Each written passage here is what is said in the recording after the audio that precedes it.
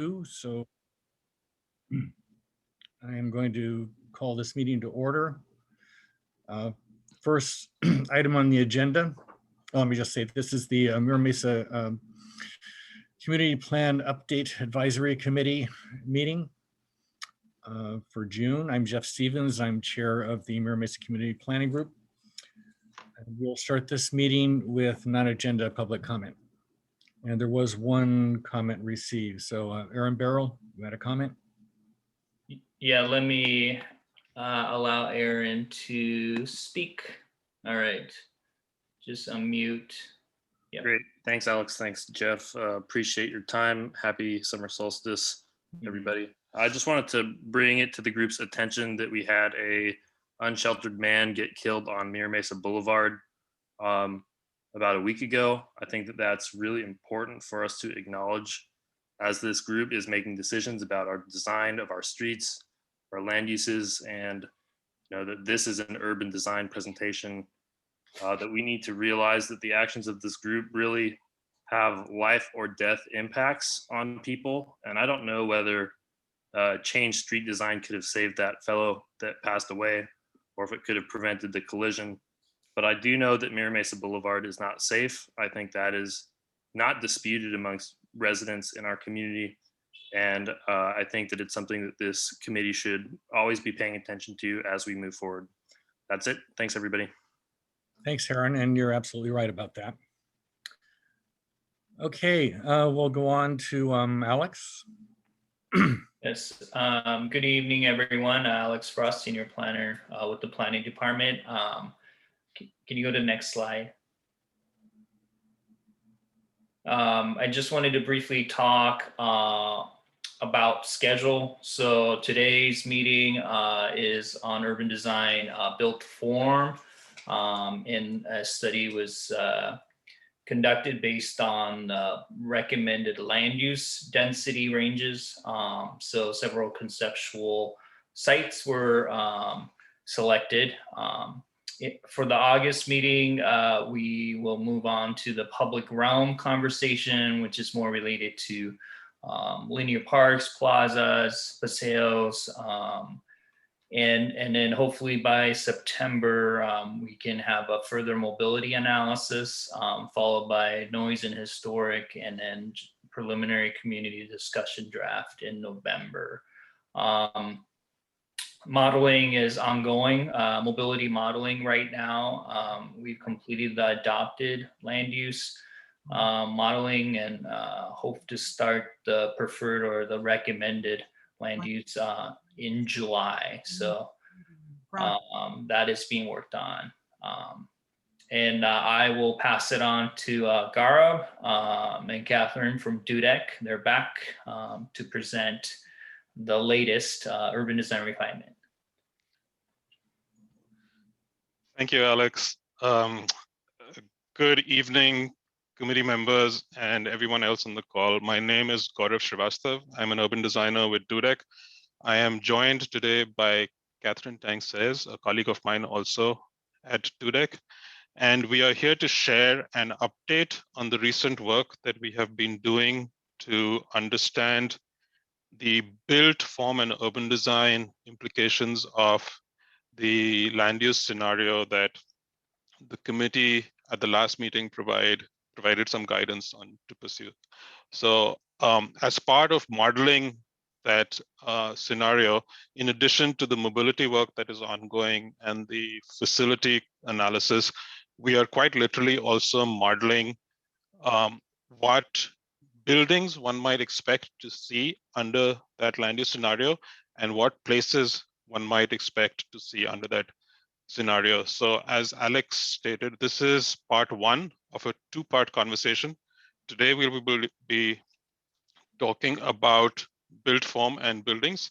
And then August at our next meeting, the discussion will transition over to public spaces, plaza, streetscapes, and the like. So today we wanted to cover three things.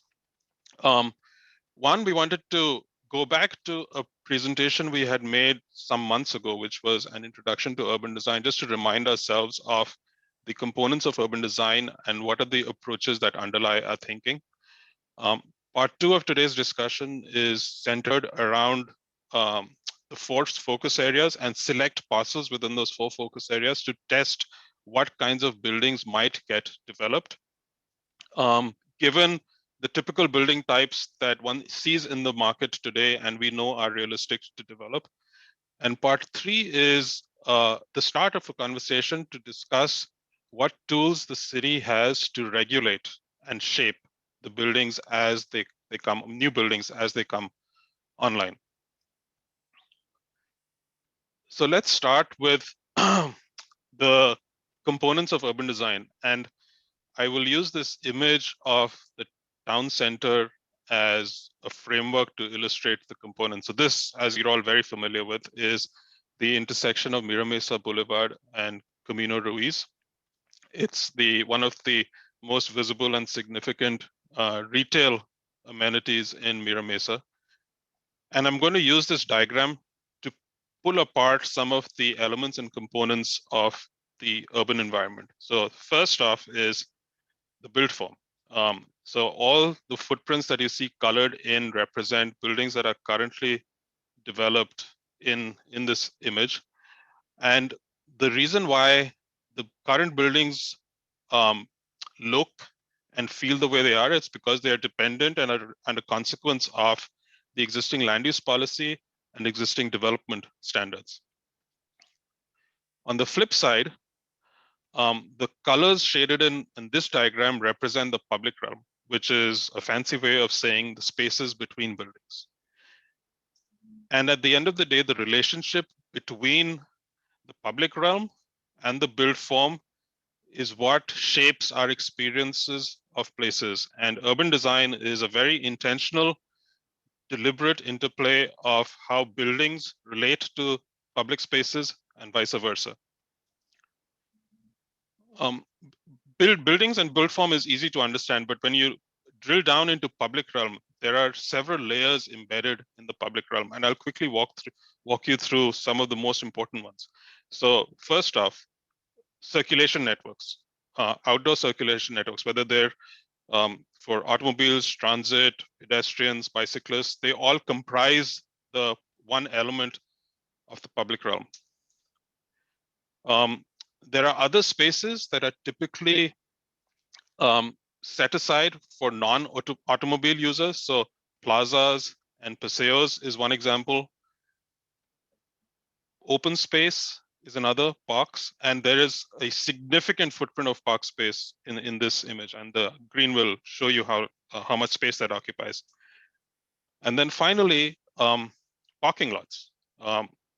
Given the context of this mall, this retail mall, and the kind of building, a fair amount of land has been set aside for surface parking. And that is one of the characteristics of a suburban auto-oriented retail mall. And this also comprises a significant part of the public realm, i.e. the experience of a place.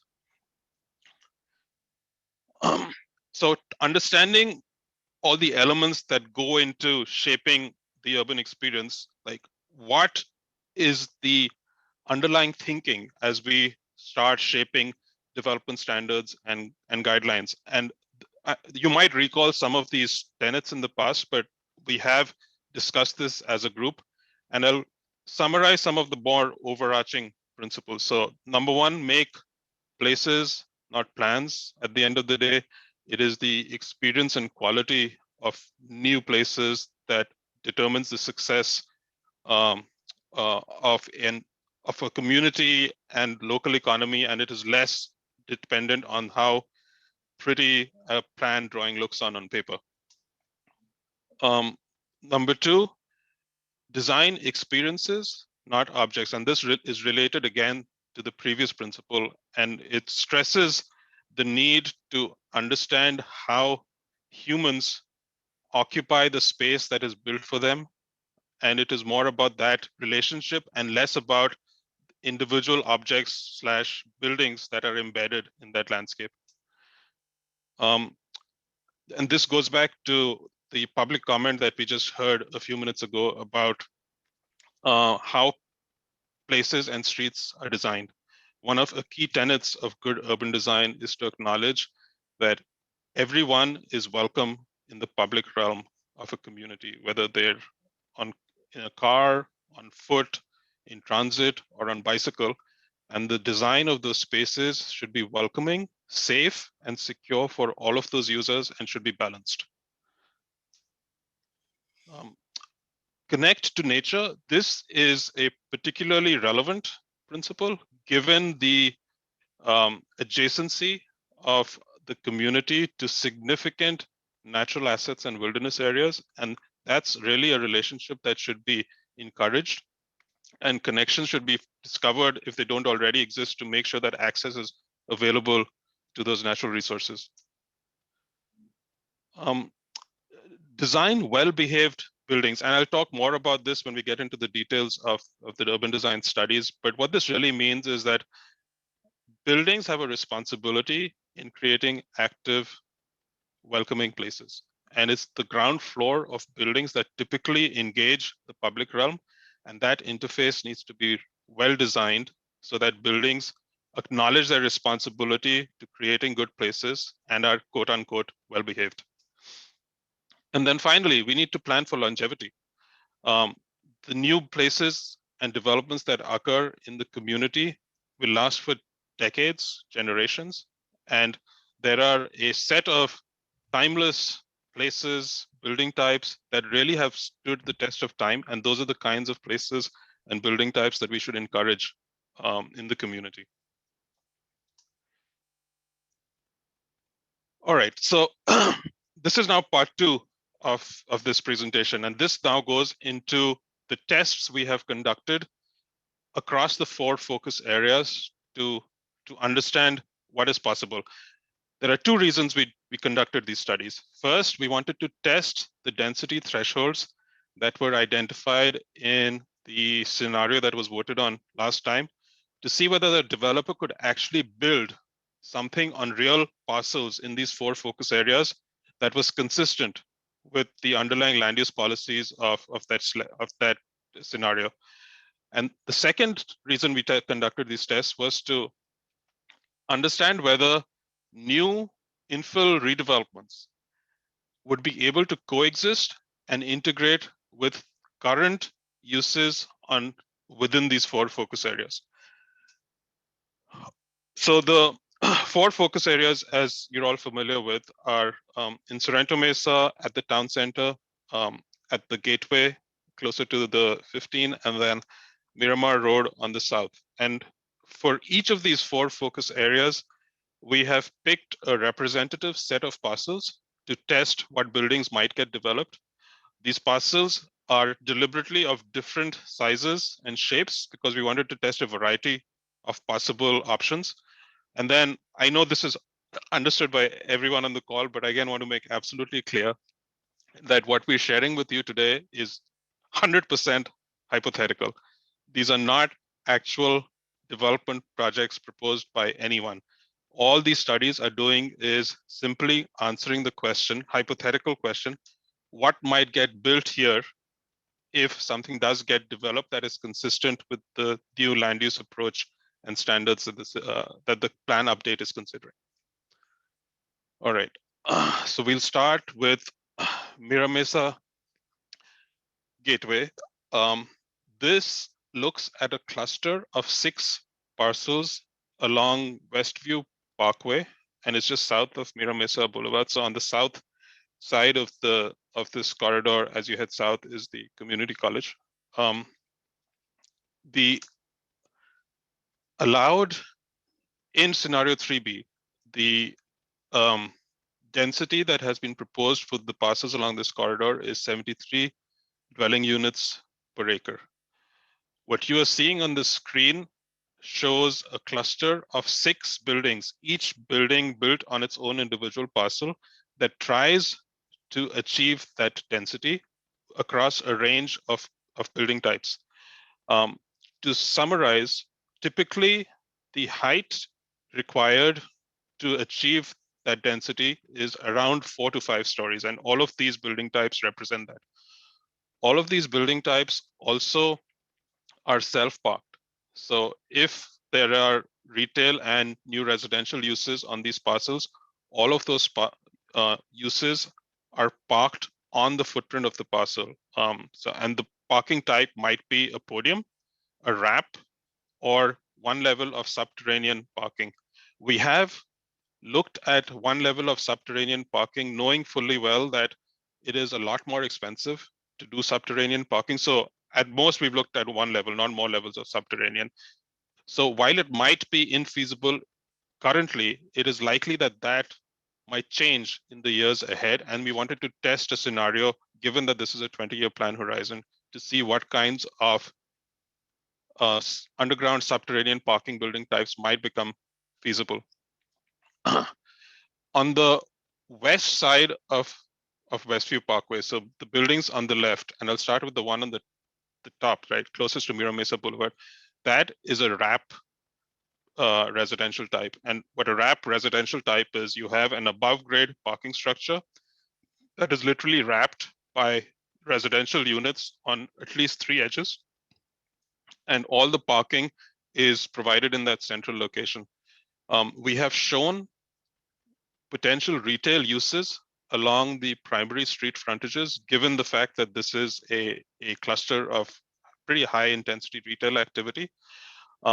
What we have also shown for this parcel, as well as the others along Westview Parkway, is a widened sidewalk, a streetscape that might allow a future linear park. There are also opportunities for paseos that would connect the streetscape to interior uses. And there are also opportunities for ground level plaza space, which might be publicly accessible or privately accessible. And we'll study both options. And all these public realm ideas with regards to new places, we'll talk about in more detail at our August meeting. The other developments, hypothetical developments along this corridor on the east side of the street are all podiums. So there's one level of parking above ground and half a level of parking below ground. And that typically yields in the vicinity of about 60 to 65 dwelling units per acre. And you can achieve that density in 4 stories of construction. So again, to summarize what the study revealed to us, that you could approach the 73 dwelling units per acre with a 5-story development. It is easier to achieve, to stay within the 4-story height if you acknowledge you might need to do one level of parking below grade. And these residential types provide significant opportunities for new types of public spaces that would be community serving and improve generally the experience of the streets and the shopping environment. The photographs on the screen on this slide and on the next slide are snippets of built projects that are of a similar type that we have studied in this 3-dimensional model. And I'll flip on to the next slide, which provides more imagery of the one on the bottom, which is this C Bluff condos in Playa Vista, is a wrap structure. And that's the 4 to 5-story structure, similar to the study that we had done at the northern end of the corridor. And then the project on the top in Carlsbad is a podium, above grade podium park structure with housing on top and on grade.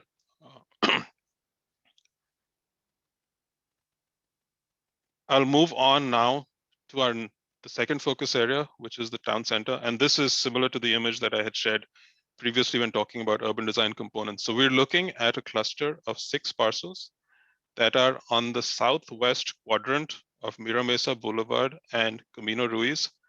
This image shows the current arrangement of surface parking and existing uses. And then what we've studied is a is a cluster of new mixed-use developments at that location. And this study is slightly different from the previous one. So the density threshold at this location is 54 dwelling units per acre. Also, we have assumed, at least for the one building that sits on the south, that there will be some parcel assemblage. So those 3 parcels have been combined and are treated as one parcel. But the range of building types shown here are either a podium or with subterranean parking, or podium with no subterranean parking. I want to call out the impact of a fully underground parking arrangement. And that development is the one that's right at the corner of Mira Mesa and Camino Ruiz. All the parking for this one building is subterranean. What that allows the development to do is to provide at grade on the ground plane a significant footprint of usable public amenity space, which in this case we're illustrating as a plaza. The other developments that have one level of podium above are unable to provide that ground level public space. However, what they can do is provide privately used deck level open space above those parking podiums. So both the 3 buildings that are further south of that corner building all do that. In this example, again, these building types provide opportunities for new kinds of public spaces that can be, so again, the paseos, plazas, linear park. The images on the screen the photographs illustrate similar densities and building types to what we have studied for this location. And I'll flip to the next slide, and that shows some additional imagery.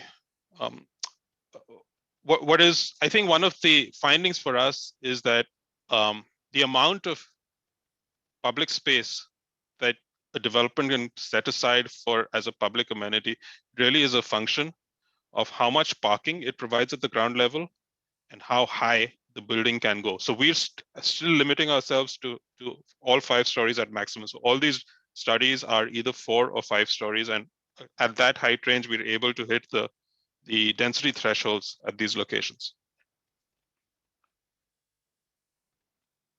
All right, moving on to focus area number 3, which is in Sorrento Mesa, and the location is at the intersection of Barnes Canyon and Lusk Boulevard, and it sits at the northwestern quadrant.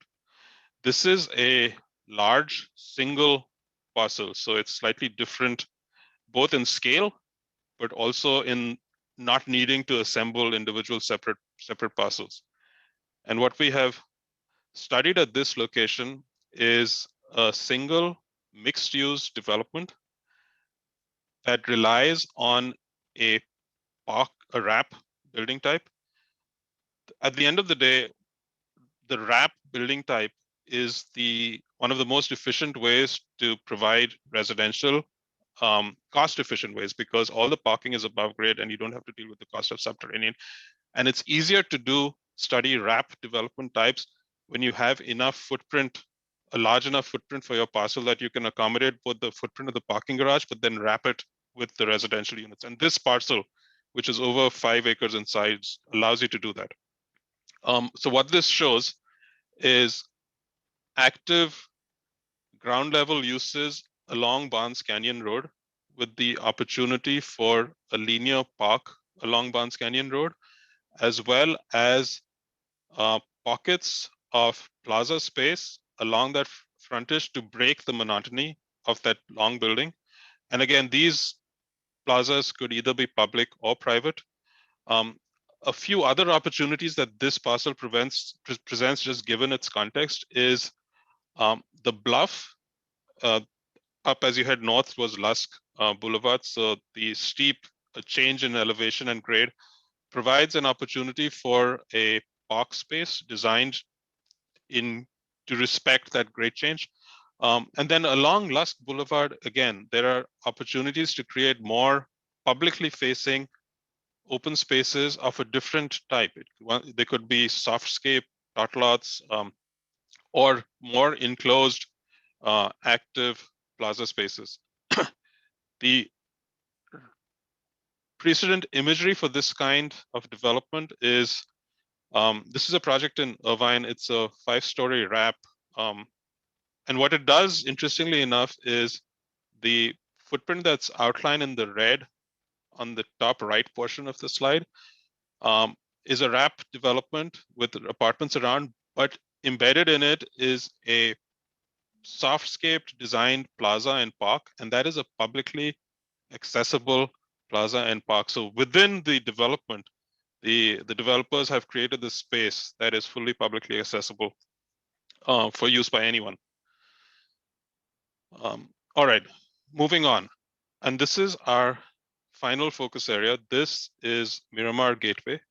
We are studying a cluster of 3 parcels that sit at the intersection of Activity Road and Black Mountain Road. And you're all familiar with the context of this location. It's a significant cluster of South Asian, Indian food and retail establishments, and they're currently operating out of a low intensity suburban auto-oriented development fabric. What we have studied for this location is actually, let me step back. The density threshold under scenario 3B for this location is 73 dwelling units per acre.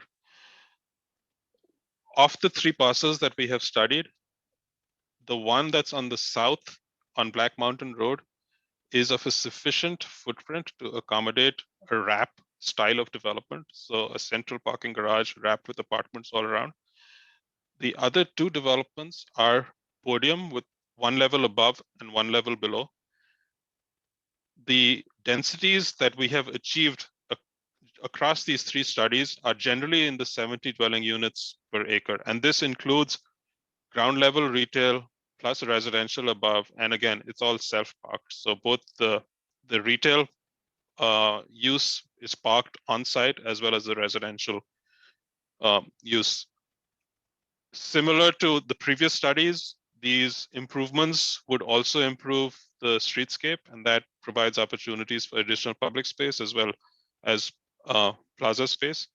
And the images that you see on this slide, the photographs, and also on the following slide are examples of what in this case is a wrap development with 4 stories of residential wrapping that central garage. All right, so that up until now is an overview of our studies that looked at the 4 focus areas, and within the 4 focus areas, some representative parcels and their ability to accommodate mixed use or residential types based on the land use policies that were voted on last week. So, and all of these studies are based in the reality of the market. So these are residential types that developers are currently building in the region and are therefore likely to continue and will likely to build here in Mira Mesa itself. But what we've illustrated are frankly very rudimentary building envelopes and basic massing, which leads to the question, what tools does the city have to regulate and shape and sculpt the developments and buildings as they come online? And in this third part of the presentation, I'll walk you through how typically the city uses standards and guidelines to shape what actual projects end up looking like and feeling like. And there are 2 broad categories of standards. One operates at the site level. So it looks at site layout and site planning, and embedded in those guidelines are some of the approaches and thinkings that we discussed earlier, the tenets of good urban design. So just by way of an example, I will look at a previous sketch we did for the retail plaza that sits at the intersection of Mira Mesa Boulevard and Camino Santa Fe. And I'll just use that as an underlay to highlight the the site planning standards and regulations that the city might adopt for the community plan. So I'll start first with superblock permeability, which really is a fancy way of saying that if blocks are very large, larger than typical, then as they get redeveloped, it is in the interest of the community and future uses to try and find ways to make those blocks smaller, because smaller blocks promote pedestrian activity and convenience. So these diagrams show how that large block might get redeveloped with an internal layout of streets that eventually provides not one large block, but in this case, 5 smaller blocks. Another aspect of regulating site planning is ensuring that sites, that designs and developers devote attention to how people on foot get in and out of the site, or the routes of pedestrian travel, so that they can get to destinations both outside, also within the development. And there will be a whole range of guidelines that the city already has for citywide initiatives, but will also apply and be supplemented within the plan update as they relate to publicly accessible open spaces. And again, we'll talk more about this in August, but typically the kinds of public spaces that we will look at are linear parks, pocket parks, dot lots, plazas, improved streetscapes. And then finally, I say finally because there's a much longer list, but generally, the fourth topic that addresses site planning is the more service-oriented and operational aspects of a site. Where do people park? Where do service vehicles enter? Where are they parked? And how does the site go about running itself on a daily basis? And what is the back of house infrastructure that allows that to happen? All right, so at the end of the day, you will a project will end up with a set of requirements that really serve as the design and operational framework for the future of that site. The second broad category of standards relates specifically to architecture and building design. And again, there are several subcategories in here, so I'll go through each of them individually. The first one has to do with massing and bulk, which is how tall is the building, how tall can it be? How should the architecture treat the ground level, the base of the building, the middle of the building, and the top of the building? And in architectonics, this is an important distinction because the base of the building is at the end of the day responsible for engaging with the public realm. So special design focus needs to be placed on the base of the building so that it is at a comfortable scale, it has the appropriate amount of openings, and has guidelines on what kind of uses can be at the ground level.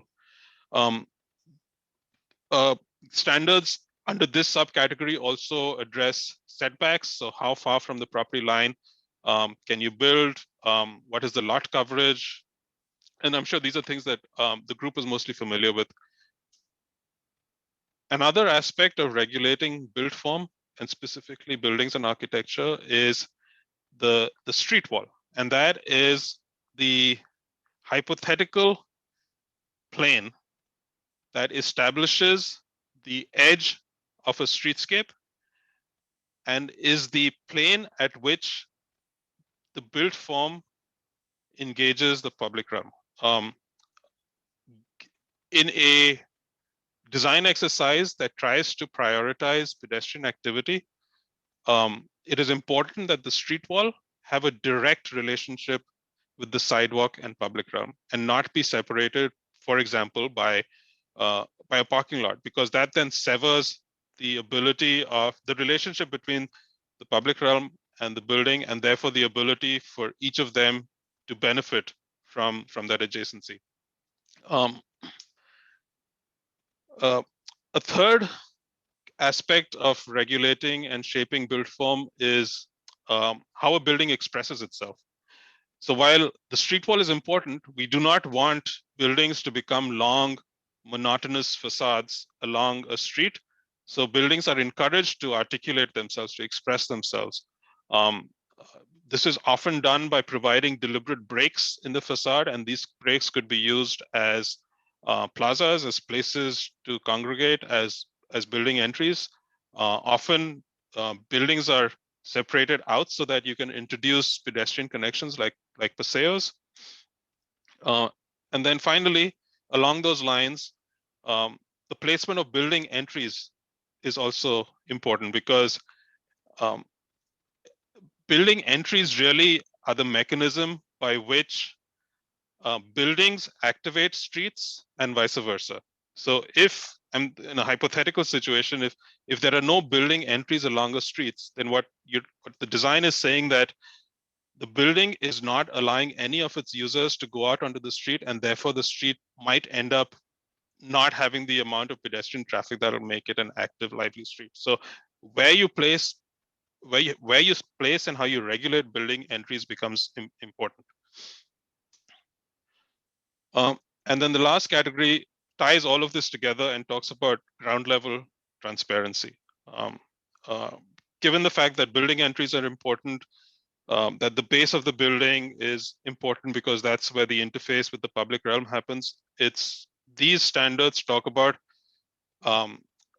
building openings, so entries, windows, because to keep a street visually engaging and active, pedestrians on the street and passersby on the street need to be able to understand what is happening within the ground floor of these buildings, especially on a retail street, because shop windows are a really good example of the need for transparency. And so there are standards that the city has in place and that then put in place that regulates buildings at this very critical ground level. I just have a couple more slides. So given the need to regulate buildings, I think what is also important to acknowledge is that the city already has implementation tools available to do all of this. So there are two recently adopted mixed-use standards, the residential mixed-use RMX and employment mixed-use EMX. Several of the things that I discussed previously, both at a site planning level and an individual building level, are already addressed under these two categories. So as an option, the city has these tools available to regulate new build form in Mira Mesa. It also has the option to supplement those uses or to refine them based on the contextual necessity of shaping standards that are more responsive to what's needed in Mira Mesa. And then the community plan implementation overlay zone can the CPOS can really go into specifics of improvements and recommendations that respond to broader community aspirations or urban design needs, and those can get pretty specific. So I know, so this is my last slide, and I just want to wrap everything up by just listing out what will make standards successful. And there are 5 very clear criteria for that. So one, they need to be simple. They need to be understood by the layperson, by a property owner, by a developer, by an architect. And if you lose one of those audiences, then you've lost a pretty critical component of the individuals who shape places and buildings. Number 2, they should be non-duplicative. And this goes back to what I just said about the city already has regulations that might shape build form. So we do not want to be crafting standards that have already been addressed elsewhere on a citywide basis. What we want to do is we just want to flow those standards in as is, and then either append, supplement, or revise those standards on a more contextual basis. Standards need to be objective. They should be unambiguous in their intentions. So both from the city side of the equation, but also from the developer and property owner side of the equation, that both those entities should be talking the same language and know exactly what is being regulated and how it is being regulated. Number 4, standards and regulations at the end of the day shape behavior and not necessarily building style, because styles evolve. And when you write up a community plan, it lasts for decades. So as professionals, I think we care more about what the standards are doing to create buildings that are responsible and well behaved, and not necessarily how they look. And then finally, they need to be enduring. So the language used in standards needs to recognize that references to current trends or fads probably don't belong in standards, because in 5 or 10 years time, people will forget what that fad was, and then you'll have to figure out what this intention was and what the standard was. I will stop there, and I'm happy, along with Alex, to address any questions anyone has. There was one question in the chat, which is how much parking you're assuming per unit per resident in these designs. It is, all our studies assume 1.5 spaces per unit. And this is derived from a few different sources. One, all these study areas lie within transit priority areas, so there are no parking minimums. But we also know that from the development side of the equation, what developers think is a market feasible ratio is at minimum 1.5. So that's the number that we're trying to hit for residential use. We also know that in transit priority areas, retail uses are required to provide 2.1 spaces per 1,000 square feet of retail, and that is what we have provided for the retail component of these studies. Okay, let me just ask people who have questions if you can use the raise hand icon, which is down on your lower screen.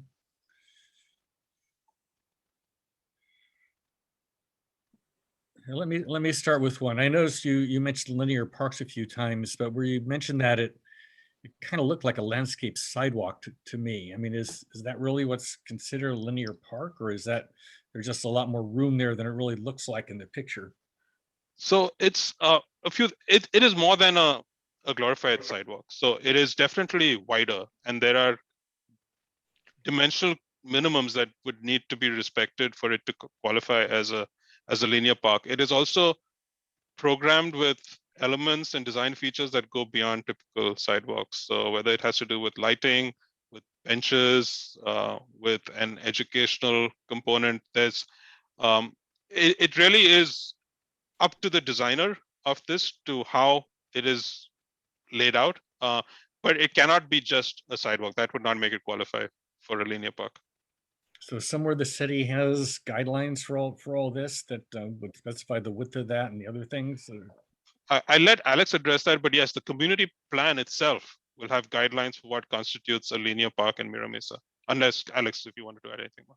No, that is correct. Okay, so you'll be getting those to us at some point? Yep. Yeah, August meeting, we'll start tackling that idea and concept. All right, Craig Jackson has his hand up. Yes, I have a question. Nowhere in any of the hypothetical layouts do we see gas stations or bicycle racks, scooter racks, things like that, which are all going to be necessary parts. I understand that the developer will accommodate and plan for those, but I think those are probably important omissions that need to be addressed, at least in some way. And then the other thing is, I share Jeff's concerns about what are called linear parks. I used to know these as called tree lawns, you know, the grassy spot between the street curb and the sidewalk. These are lovely to look at, but if you're talking about higher density housing that may have families with children, these offer not much for play space. Yeah, they're also all located right along the street, which is another concern I had looking at those. So small children is probably not a good place for them. Nor the elderly. Yes, so at our August meeting, you'll have more to review and more opportunities to provide input, because one of our case studies that we want to share with the group is what constitutes a linear park and what should go into a linear park. And that's something that we'll shape with your input.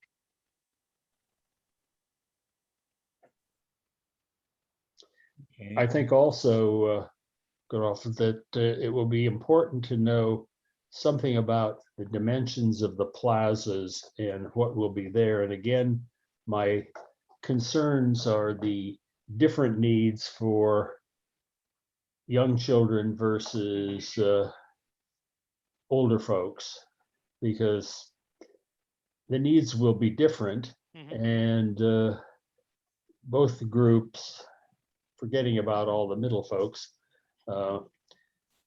need to be addressed in some way. They can't be basically antagonizing each other.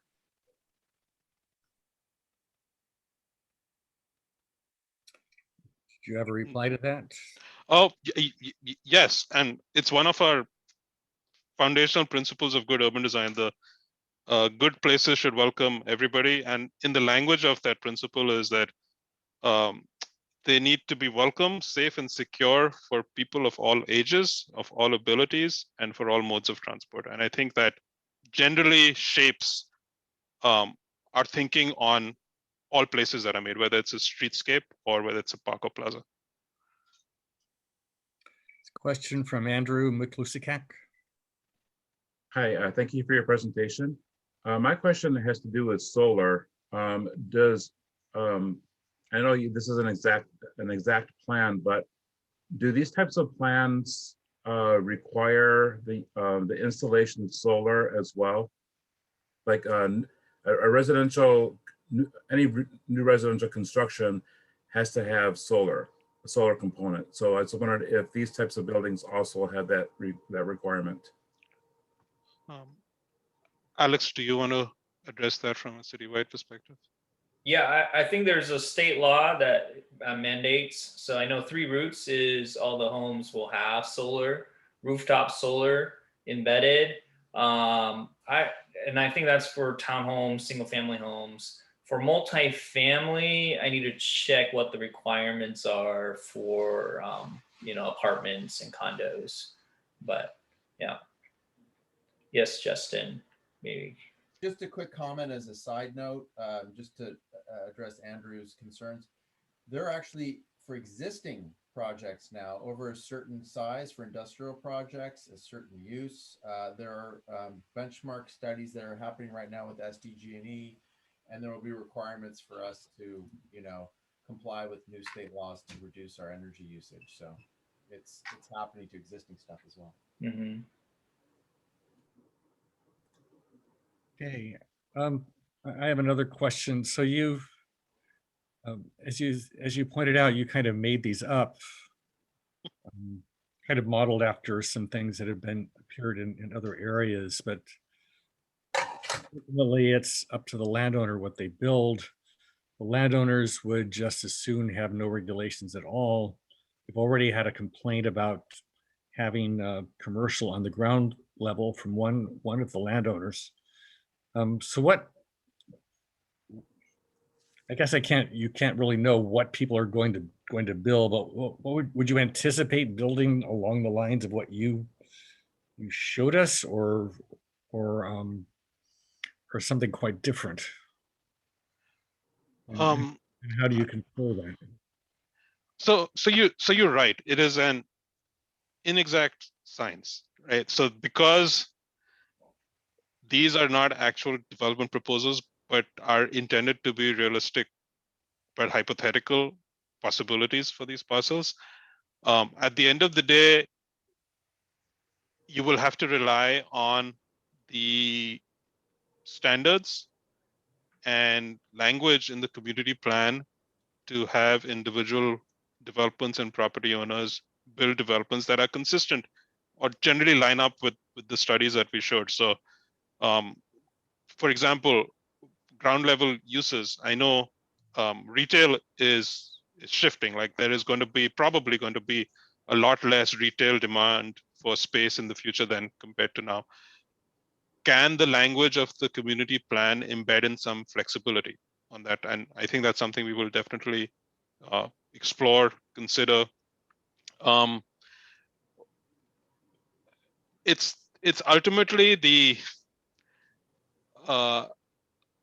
urban design framework that applies to focus areas that will determine how individual developments create a development program and how that development program responds to its context. And we have to write up that language so that we have the certainty to some extent that this is what we want to see, but also then embed flexibility, because who knows in 15 years what the demand for ground floor spaces are going to be across different uses. All right, we need to wrap this up in a couple of minutes. I see there are still hands up from Craig and Justin. Did you have other comments? I do quickly, just to speak to the reality of exactly what you're talking about. And we discuss this quite often for some of our properties and those that are being rezoned for additional dwelling units. And what do you do with the existing tenants that are, succeeding, that are doing well, that are an amenity to the community, that have options or existing leases? And you start to realize that the flexibility is absolutely critical to keeping them. It's critical to giving you more options to either phase development or build horizontally rather than vertically, and having to be forced to put in this ground level retail where it may not make sense. And just another note that I've spoken to some major developers here in San Diego, and they time and time again tell me building retail on the ground floor, and it's specifically restaurants, and having to vent those restaurants all the way up through the top of the building is an absolute killer, because you can't put out those vents on the side of the buildings. It ends up in everyone's patios and windows. So that's a real issue. Thank you, Justin. All right, Alex Gaurav, you had any final comments? I see that Susan has a question about the following sequence of events after this presentation. So I did go with a schedule at the beginning, but we'll come back at the August meeting and talk more about public realm, which includes, parks, linear parks, paseos, and plazas, and all the questions that Craig and Jeff had brought up. So we'll go into a little bit more detail. So that will be the next meeting in August. Okay, well, thank you, Alex. Thank you, Gaurav. We will close this meeting now, and I'll see most of you back here in about 5 minutes for the planning group meeting. Yeah, All right. take care, everyone. Thank you all. Bye-bye.